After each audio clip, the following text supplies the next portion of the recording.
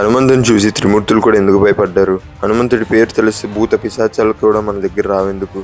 అంతలా అందరూ భయపడేలా ఏం చేశారు? రామాయణ యుద్ధంలో లక్ష్మణుడికి ఇంద్రజిత్కి మధ్య పెద్ద యుద్ధమే జరిగింది.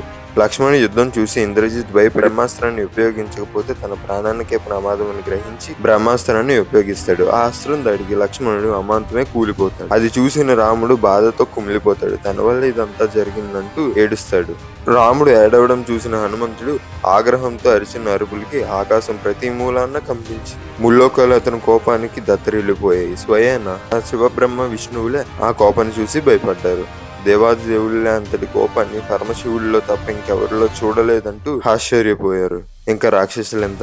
అతను భయంకరమైన గంభీరమైన శక్తి వల్ల సముద్రాలు కూడా వణికిపోయాయి, గాలులు సైతం నిలిచిపోయాయి. ఒక్క క్షణం రాక్షసుడికి అతని చేతిలో చావు ఎంత భయంకరంగా ఉంటుందో చూపించాడు. ఆ క్షణం రాముడే గాని హనుమంతుడిని ఆపి ఉండకపోతే హనుమ తాండవంకి విశ్వమే అంతమై ఉండేది. అందుకే ఆయన పేరు తెలిస్తే భూత పిశాచాలు మన నీళ్ళను కూడా తాకలేవు.